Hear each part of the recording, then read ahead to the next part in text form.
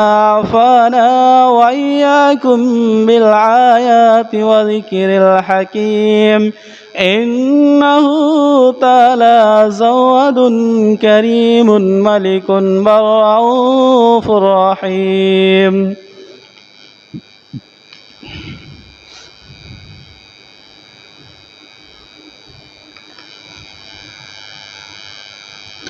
الحمد لله نحمده ونصلي على رسوله الكريم أما بعد فأعوذ بالله من الشيطان الرجيم بسم الله الرحمن الرحيم بل تؤثرون الحياة الدنيا والآخرة خير وأبقى दुनिया के आए मुसाफिर मंजिल तेरी कब्र है तय कर रहा है जो तू दो दिन के सफर है दुनिया के आए मुसाफिर दुनिया के आए मुसाफिर मंजिल तेरी कब्र है तय कर रहा है जो तू दो दिन का सफर है दुनिया के मुसाफिर जब से बनी है दुनिया लाखों करोड़ों आए बाकी रहा न कोई बाकी रहा न कोई मिट्टी में सब समाए दुनिया के मुसाफिर आँखों से तूने अपने देखे कितने जनाज़े हाथों से तूने अपने दफनाए कितने मुर्दे इस बात को न भूलो इस बात को न भूलो सबका यही हसल है दुनिया के मुसाफिर मंजिल तेरी कब्र है तय कर रहा है जो तू दो दिन के सफर है दुनिया के मुसाफिर सम्मानित मुसल्लिगण सर्वप्रथम ओई महान आल्लाह ताआलार प्रशंसा करी তাই সকলে অন্তর খুলে প্রাণ জুড়িয়ে মহব্বতের সহিত সকলে পড়ুন আলহামদুলিল্লাহ। তারপরে তিনার প্রেরিত রাসূল নবী কুলে শিরোমণি বিপ্লবী নেতা নবী মোহাম্মদ মুস্তাফা আবার সকলে পড়ুন সাল্লাল্লাহু আলাইহি ওয়াসাল্লাম। তিনার প্রতি লাখো কোটি দ্রুদ ও সালাম অবতীর্ণ হোক। আল্লাহুম্মা সাল্লি আলাইহি আল্লাহুম্মা বারিক আলাইহি। আজকে আমি আপনাদের সামনে যে বিষয়টি নিয়ে কথা বলবো সেটি হচ্ছে আখিরাতের চিন্তা, আখিরাতের ভাবনা। আমরা দুনিয়াতে চলাফেরা করতে গেলে আমাদেরকে আখিরাতের ভাবনা ভাবতে হবে। আমরা এই দুনিয়ার মধ্যে একটা মুসাফির হয়ে এসেছি। মুসাফিরের যেমন কোনো ঠিকানা নাই, আমাদের দুনিয়ার মধ্যে আমাদের এখানে কোনো বসবাসের এটা ঠিকানা আসলে নয়। আমরা ভুল ধারণার মধ্যে পড়ে আছি যে দুনিয়া এসেছি আমরা বেশ কিছুদিন বসবাস করব। না, আপনার জীবন 60 থেকে 70 বছর পার হয়ে গেলে আপনার জীবন শেষ হয়ে যাবে। আমরা সবাই একটাই ট্রেনের মধ্যেই চড়ে আছি। আমার এই ট্রেনটার মঞ্জিল হচ্ছে, আমাদের গন্তব্য স্থান হচ্ছে সেই আখিরাতের সূচনা হচ্ছে কোথায় থেকে? এই কবর থেকে। আমরা সবাই ট্রেনে মুসাফিরের মতো চড়ে আছি। আমাদের গন্তব্য স্থান, আমাদেরকে যেতে হবে যেই জায়গাটায়, সেটা হচ্ছে কোন জায়গা? কবর। হতে পারে কেউ 2 দিন আগে, হতে পারে কেউ 2 দিন পরে তার গন্তব্যের জায়গায় যেতে পারে, কিন্তু আমরা সবাই মুসাফির। এই জন্য বলা হয়েছে আমরা দুনিয়াতে এসেছি মুসাফির হয়ে, চলে যেতে হবে মুসাফির হয়ে। মুসাফির তাদের কাছে বেশ কিছু সামানপত্র থাকে না, খালি হাতে এসেছি খালি হাতে চলে যেতে হবে, এরই নাম তো মুসাফির। তাহলে আমাদের আখেরাতের ভাবনাটা কেন হচ্ছে না? আখেরাতের ভাবনা আপনাকে ভাবতে হবে। যেমন হযরত উমর ফারুক রাদিয়াল্লাহু তাআলা আনহু আল্লাহ রাসূল সাল্লাল্লাহু আলাইহি ওয়াসাল্লামকে একদিন বলছেন, আল্লাহ রসুল আপনি যে জায়গাতে ঘুমাচ্ছেন সেই জায়গার চটাইয়ের দাগ, খেজুরের একগুলো চটাই হয় আগেকার লোক দেখেছে, সেই খেজুরের চটাই আল্লাহ রসুল ঘুমিয়ে থাকতেন, ওই খেজুরের চটাইয়ের দাগ পিঠে আল্লাহ রসুলের লেগে থাকতো। হযরত উমর ফারুক রাদিয়াল্লাহু তাআলা আনহু তিনি বলছেন, আল্লাহ রসুল আপনার জন্য কি আমি সুন্দর করে একটা বিছানা বানিয়ে দিব না? আপনার জন্য আরামের জন্য কি একটা ভালো বিছানা আমি তৈরি করে দিব না? ইহুদি নাসারারা, বাদশারা, তারা কত সুন্দর বিছানায় ঘুমিয়ে থাকে, তারা কত আরাম করে, আর আপনি বিশ্বনবী হয়ে আপনি এই চটার উপরে ঘুমাচ্ছেন। তখন আল্লাহ রসুল সাল্লাল্লাহু আলাইহি ওয়াসাল্লাম কি বলেছিলেন হযরত উমর ফারুক রাদিয়াল্লাহু তাআলা আনহুকে? এই কথাটা আমাদেরকে ভাবতে হবে। আল্লাহ রসুল বলেছিলেন, ও হযরত উমর, আমি দুনিয়াতে আরাম আয়েশ করার জন্য আসিনি, আমি দুনিয়াতে আয়েশ আরাম করার জন্য আসিনি। দুনিয়া আয়েশ আরাম করার জায়গা নয়, আয়েশ আরাম করার জায়গা হচ্ছে পরকালে। সেখানে তুমি আয়েশ আরাম পাবে কিনা তার ভাবনা ভাবো উমর। এই দুনিয়াতে তুমি গদির ওপরে শুয়ে থাকবে, না কি পালঙ্কের ওপরে শুয়ে থাকবে, না দামি ঘরে শুয়ে থাকবে, এইগুলো ভাবনা ভাবতে তোমাকে হবে না, তোমাকে পরকালের ভাবনা ভাবতে হবে উমর। অতএব উমর, আমার জন্য তোমাকে কোনো নতুন বিছানা তৈরি করতে হবে না, আমি যেরকমই আছি বিশ্বনবী আমি এরকমই ঠিক আছি। তো আল্লাহ রসুল কেন এই কথা বললেন হযরত উমরকে? যে আখেরাতের ভাবনা ভাবো উমর, দুনিয়াতে আরাম আয়েশে ঘুমার জন্য এই ভাবনা তুমি ভাবিও না। তার মানে এই নয় যে আমরা গদিতে শুয়ে থাকলে এটা হারাম, মুলবি সাহেব ফতোয়া দিলে আগে মুলবি সাহেব ঘুমাক, এরকম ব্যাপারটা নয়, এটা জায়েজ। কিন্তু আল্লাহ রসুল এখানে তাকিদ করে উমরকে বলছেন কি, যে তোমাকে ভাবতে হবে আখেরাতকে নিয়ে। দুনিয়া আসলে আয়েশ করার জায়গা নয়।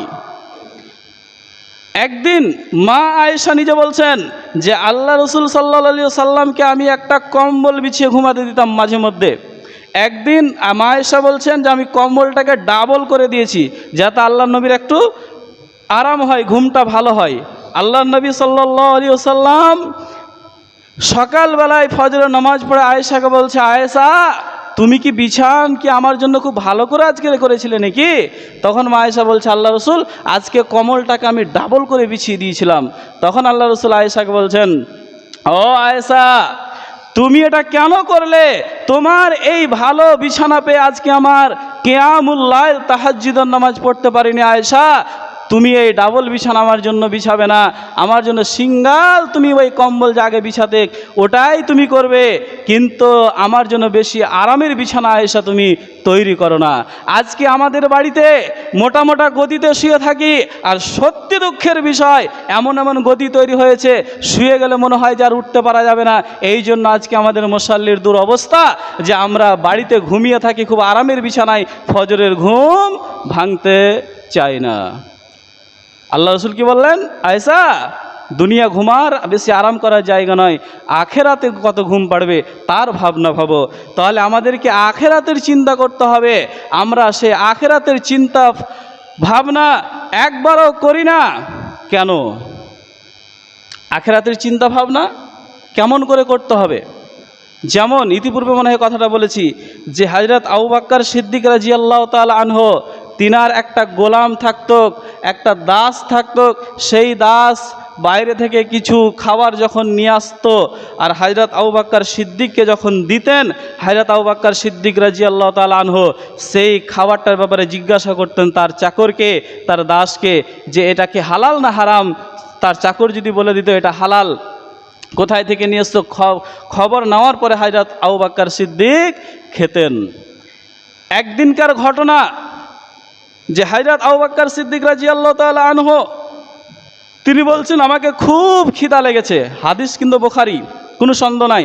তিনি বলছেন যে খুব আমাকে খিদা লেগেছে, আর ওর বাড়ির দাস ওই চাকরটা কিছু খেজুর নিয়ে এসেছিল সেই দিন বাইরে থেকে, আর হযরত আবু বকর সিদ্দিক সেই খেজুর কয়েকটা খেজুর খেয়ে নিয়েছিলেন।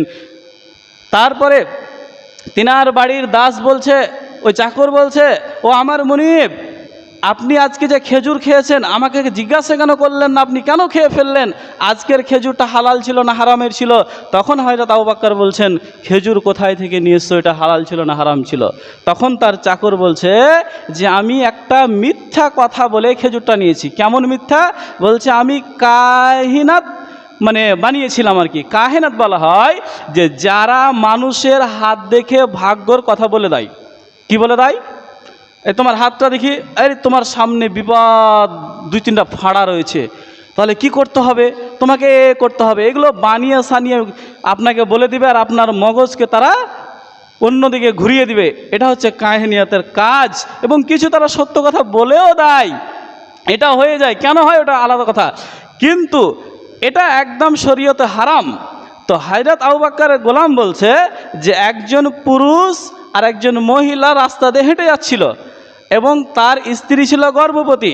আমি তখন তার স্বামীকে বললাম যে তোমার চিন্তার কিছু বিষয় নয়, তোমার জন্য খুব সুখবর রয়েছে। তখন বলছে কেন? যে তোমার স্ত্রী যে গর্ভপাত রয়েছে এর পেট থেকে একটা ছেলে বাচ্চা হবে। তখন ও লোকটা বলছে তুমি কি করে জানলে? বলছে আমি দেখেই বুঝতে পেরেছি, তার হাঁটা চলা, তার কথাবার্তা, ভঙ্গিমাতা আমি বুঝতে পারলাম তোমার ছেলে সন্তান হবে। এটা অনুমানিক এমনি বলে দিলেন। আর ওই লোকটা, ওই সাহাবীটা অনেক দিন পরে ওই লোকটার অনেক দিন পরে তার ছেলে বাচ্চা হয়েছে, এবং বাচ্চা হওয়ার আনন্দে তখন ওই আবু বকরের গোলামকে খুশিতে কিছু খেজুর দিয়েছে। তাহলে কাহিনিয়াত করে বা মানুষের ভাগ্যর কথা বলে দিয়ে এটা তো ইনকাম করা হারাম। আর এই খেজুর নিয়ে গেছে বাড়িতে, হযরত আবু বকর খেয়ে নিয়েছে। হযরত আবু বকর সিদ্দিক রাদিয়াল্লাহু তাআলা আনহু বলছেন চাকরকে, এটা আজকে যে খেয়েছি আমি এটা হারাম, আর যেই ব্যক্তি হারাম খেয়ে নেবে ওই ব্যক্তির নামাজ রোজা ইবাদত কিছুই কবুল হবে না। অতএব তুমি পানি নিয়ে এসো। তার বাড়ির চাকর পানি নিয়ে আসলো। পানি নিয়ে আসার পরে হযরত আবু বকর সিদ্দিক পেট ভরে পানি পান করলেন। আর পানি পান করার পরে 2টা আঙ্গুল মুখের ভিতরে দিয়ে দিলেন। তারপরে যা খেয়েছিল সমস্ত কিছুকে উল্টি করে দিলেন। আবার পানি খেলেন পেট ভরে, আবার 2টা আঙ্গুল মুখের ভিতরে ঢুকিয়ে দিয়ে আবার উল্টি করলেন, আবার পেট ভরে পানি খেলেন। তারপরে আবার 2টা আঙ্গুল ভিতরে ঢুকিয়ে আবার তখন যা খেয়েছিলেন সমস্তকে উল্টি করে দিলেন, বমি করে দিলেন। এবার তিনার বাড়ি চাকরকে জিজ্ঞাসা করছে, হযরত আবু বকর সিদ্দিক, আমার পেটে কি সেই খেজুরের কিছু অংশ কি এখনো থেকে যাবে মনে হচ্ছে নাকি বলো? তখন তিনার গোলাম বলছে, আও আমার মালিক, আর আপনার পেটে কিছু হবে এরকমটা আর মনে হয় না, আর আপনাকে পানি খেতে হবে না, আর আপনাকে উল্টি করতে হবে না।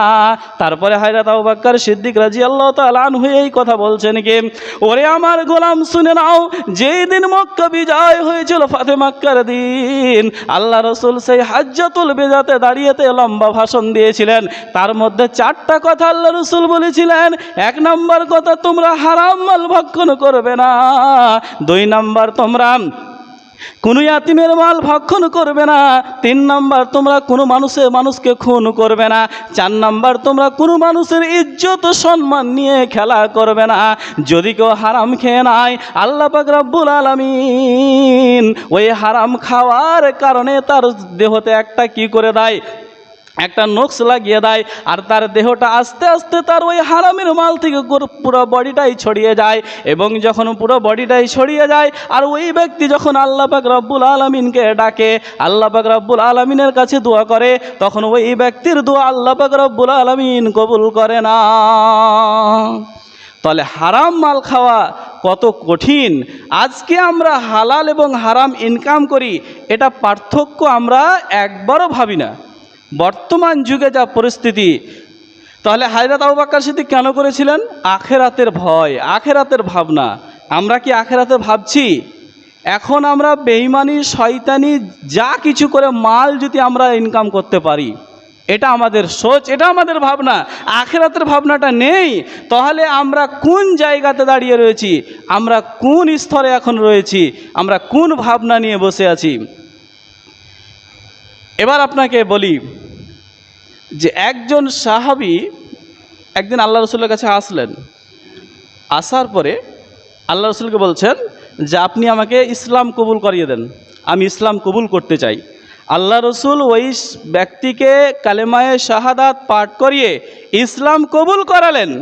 ইসলাম কবুল করার পরে আল্লাহ রসুলকে বলছেন, আল্লাহ রসুল আমার জন্য একটু দোয়া করে দেন, আমি যাতে ইসলাম কবুল করার পরে আমি যাতে ভালো জীবনযাপন করতে পারি, আমল করতে পারি।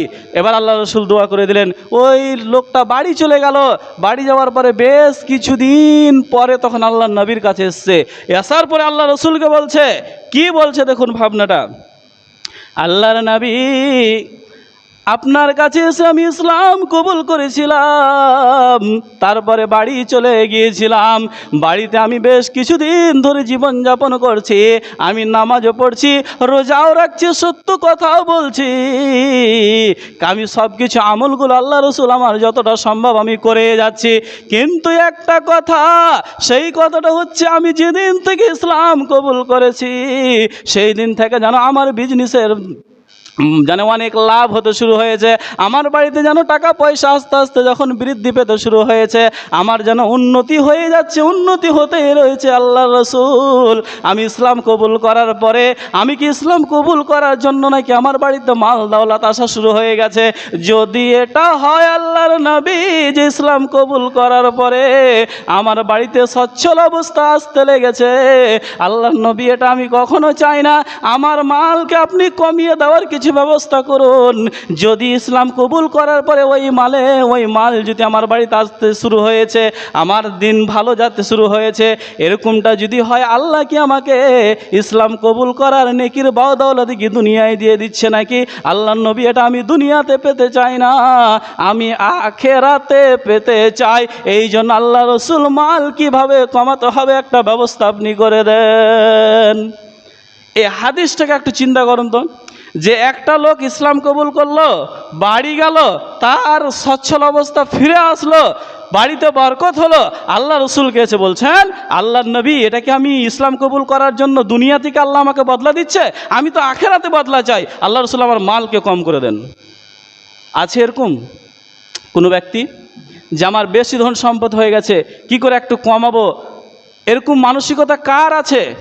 কজন ব্যক্তির আছে? দেখুন, তারা আখেরাতে যে বদলা নিতে চায়, আমরা দুনিয়াতে বদলা নিতে চাই।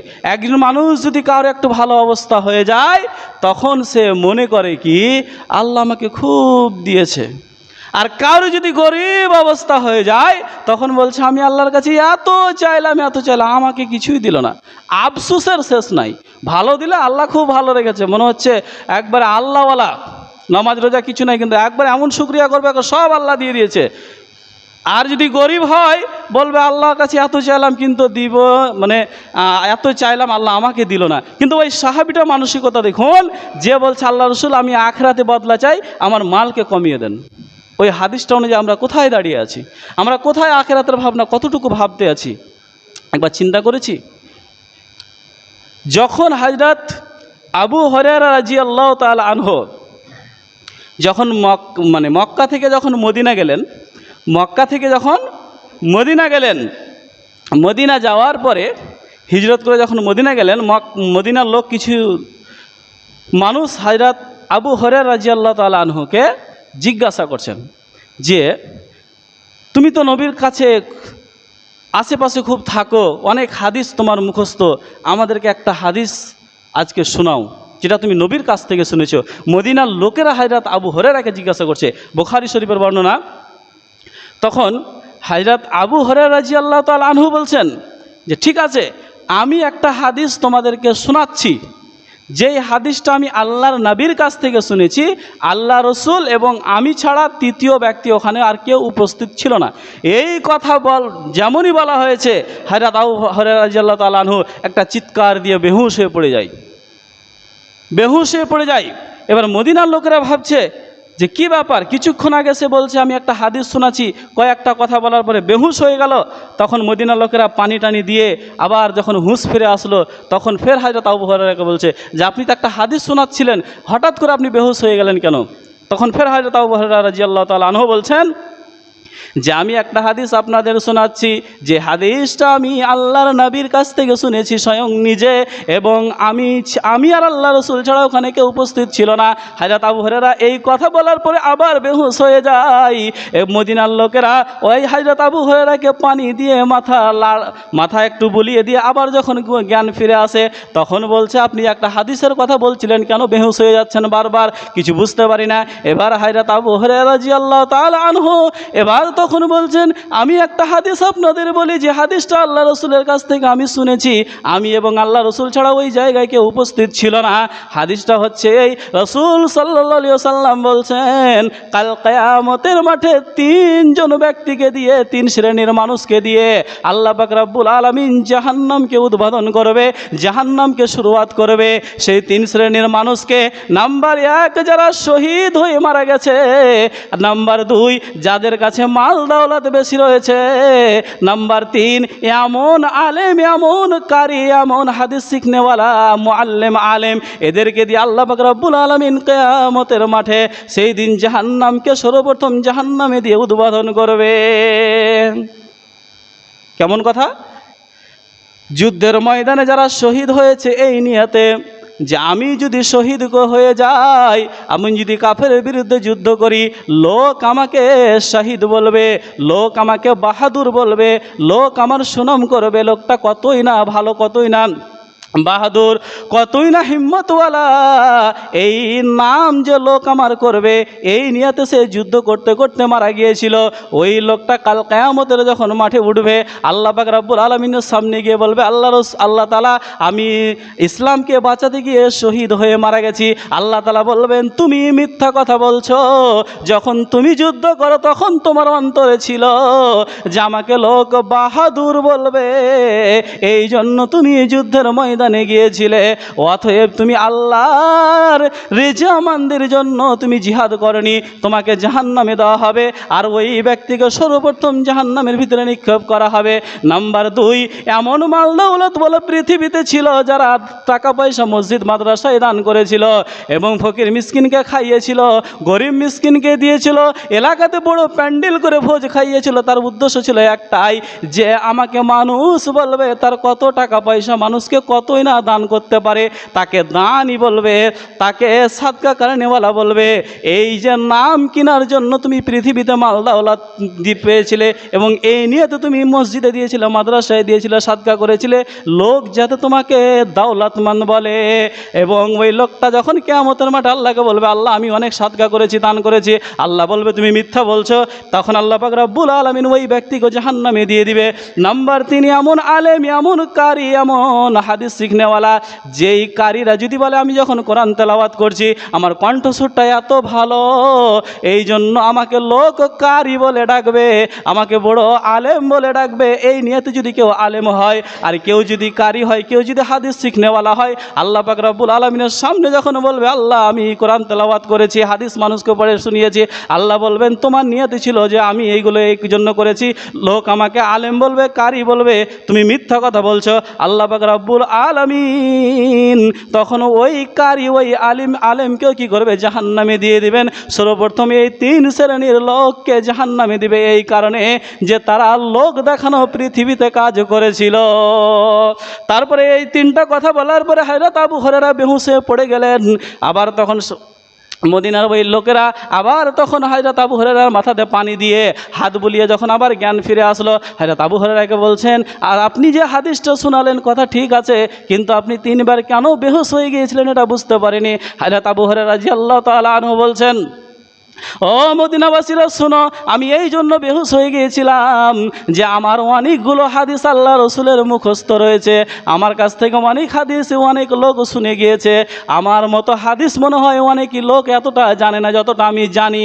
আল্লাহ পাক রব্বুল আলামিন যদি আমাকে এই প্রশ্ন করে দেয়, ও আবু হুরায়রা তোমার মধ্যে এতটা হাদিস মুখস্থ ছিল, তুমি কি এই কারণে মুখস্থ করেছিলে, এই কারণে মানুষকে বলেছিলে যাতে লোক তোমাকে বলে যে তুমি সব থেকে বেশি হাদিস মুখস্থ কারণে ওয়ালা? এটা যদি প্রশ্ন করে, আর আমার মধ্যে তো সেই রিয়াকারী নেই, যদি আল্লাহ এটার জন্য আমাকে ধরে নেয় কাল কিয়ামতের মাঠে, এই ভাবনাটার জন্য আমি বেহুশ হয়ে পড়ে গিয়েছিলাম। তো সাহাবা ইকরামদের মধ্যে যতগুলো হাদিস বর্ণনাকারীওয়ালা সাহাবা ইকরাম আছেন, সব থেকে অধিকাংশ হাদিস বেশি হযরত আবু হুরায়রার কাছ থেকে পাওয়া গেছেন, মুহাদ্দিসরা পেয়েছেন। তিনার হাদিস মুখস্থ ছিল 5575টা হাদিস তিনার মুখস্থ ছিল।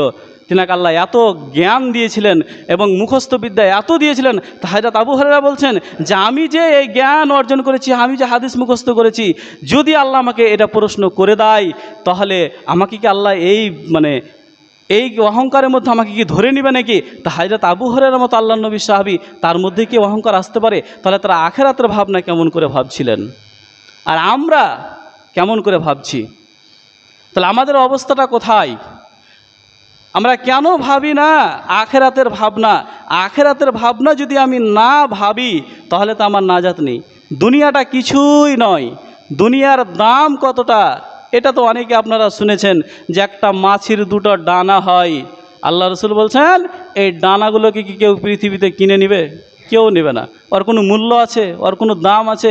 কচ্ছে আল্লাহ পাক রব্বুল আলামিনের কাছে মাছির ডানা থেকে দুনিয়াটা নিকৃষ্ট একটা জায়গা, এর কোনো মূল্য নাই। তো এত নিকৃষ্ট জায়গা আমরা মুসাফির হয়ে দুনিয়াতে এসেছি। এই পৃথিবী হচ্ছে, জমিন হচ্ছে আল্লাহর, আসমান হচ্ছে আল্লাহর, পৃথিবীর মাটি হচ্ছে আমার নামে এখন রেজিস্ট্রি হতে পারে। আমি মরে যাব, ছেলেরা নিয়ে নেবে, তাদের ছেলে, তারা যখন মরে যাবে তার ছেলে নিয়ে নেবে। আল্লাহর জমিন আল্লাহরই থেকে যাবে, আল্লাহর আসমান আল্লাহরই থেকে যাবে। পৃথিবীতে মুসাফিরে এসেছি, এই কথাটা আমাকে ভাবতে হবে। এটা আমাকে চিন্তা ভাবনা করতেই হবে। কেমন করে? হযরত উসমান বিন আফফান রাদিয়াল্লাহু তাআলা আনহু যখন কবর দেখে কাঁদতেন, মানুষ জিজ্ঞাসা করছিল আপনি কেন কবর দেখে কাঁদছেন? তিনি বলেছিলেন ইন্নাল কবর আউয়াল মানাজিলিল আখিরা, কবর হচ্ছে কবরাতের প্রথম একটা মঞ্জিল। আর এই জায়গাতে যদি কেউ ধরা পড়ে যায়, তাহলে তার হাসরে ময়দানে সে ধরা পড়বে, কোনো জায়গা তার নাজাত নাই। এই জন্য আমি কবরে কি নাজাত পাবো কি পাবো না, এখানেই ধরা পড়ে যাব নাকি? এই জন্য হযরত উসমান বিন আফফান কবর দেখলেই কাঁদতেন, কবর দেখলেই তিনি চিন্তা ভাবনা করতেন। হযরত আবু বকর সিদ্দিক রাদিয়াল্লাহু তাআলা আনহু আল্লাহ রাসূলের কাছে গিয়ে বলছেন, আল্লাহ রাসূল আপনি আমাকে একটা দোয়া শিখিয়ে দেন যার মাধ্যমে আমি জান্নাতে যেতে পারি। হযরত আবু বকর সিদ্দিক কেমন সাহাবী, আশরায়ে মুবাশশারাত, জান্নাতের সার্টিফিকেট দুনিয়াতে আল্লাহ রাসূল দিয়েছিলেন। যে আবু বকর তুমি জান্নাতি, 1 নম্বর লিস্টে, নম্বর 1 যে আবু বকর তুমি জান্নাতি। আবু বকরের অনেক গুণাগুণ দুনিয়াতে আল্লাহ রসুল হাদিসে পাওয়া যায়। তিনি এত দামি সাহাবা হওয়ার পরে আল্লাহ রসুলকে গিয়ে বলছেন আল্লাহ রসুল আমাকে একটা দোয়া শিখিয়ে দেন যার মাধ্যমে আমি জান্নাতে যেতে পারি। আল্লাহ রসুল এটা বললেন না তুমি তো সার্টিফিকেটওয়ালা পাওয়া মানুষ, তোমার তো এত ইবাদত, তোমার তো এত আমল, তোমাকে আল্লাহ এমনি জান্নাতে দিয়ে দিবেন, এটা কথা বলছেন না। আল্লাহ রসুল একটা দোয়া শিখিয়ে দিয়েছেন। কি? ও আবু হুরায়রা তুমি এই দোয়াটা বারবার করে পাঠ করবে। দোয়াটা হচ্ছে কি, আল্লাহুম্মা ইন্নী যালামতু নাফসি যুনুবান কাসীরা ওয়া লা ইয়াগফিরু যুনুবা ইল্লা আনতা ফাগফিরলি মাগফিরাতাম মিন ইনদিকা ওয়ারহামনি ইন্নাকা আনতাল গফুরুর রহিম। আর হে আবু হুরায়রা তুমি এই দোয়াটা পাঠ করবে বেশি বেশি করে। এই দোয়াটা পাঠ করলে আল্লাহ পাক রব্বুল আলামিন তোমাকে জান্নাত দিয়ে দিতে পারে।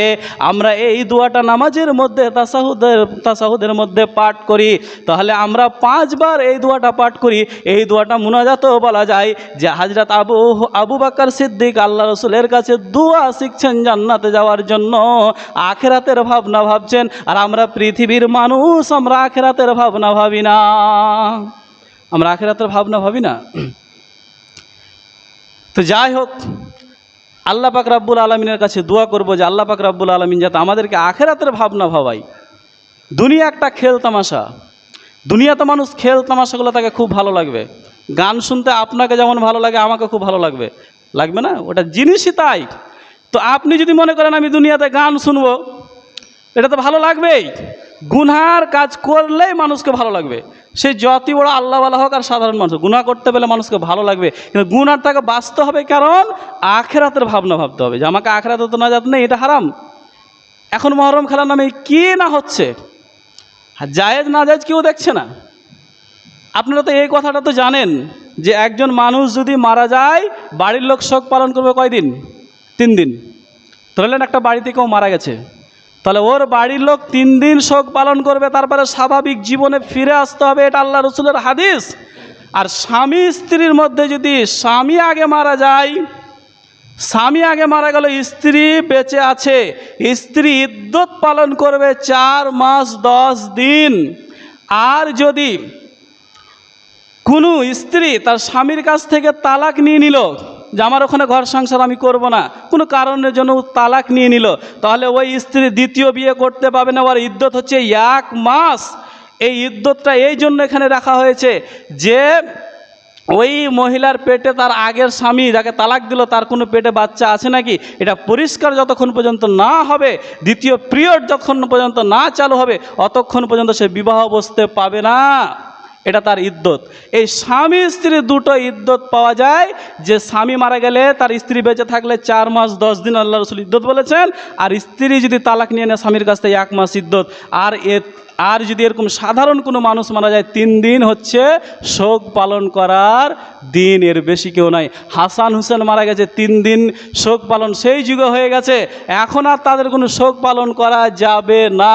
এটা শরীয়তে একদম জায়েজ নয়। পৃথিবীতে যতই হাদিস কোরআন ঘাটেন কোথাও এটা পাবেন না যে প্রত্যেক বছর মুহররম মাসে হাসান হুসেনের নামে শোক পালন করতে হবে। আল্লাহ রসুলের একটা হাদিস কেউ দেখাতে পারবে না। যাই হোক, আল্লাহ পাক রব্বুল আলমিনের কাছে দোয়া করি, আল্লাহ পাক রব্বুল আলমিন আমাদেরকে বেদাত থেকে এবং আখেরাতমুখী হওয়ার জন্য তৌফিক দান করেন।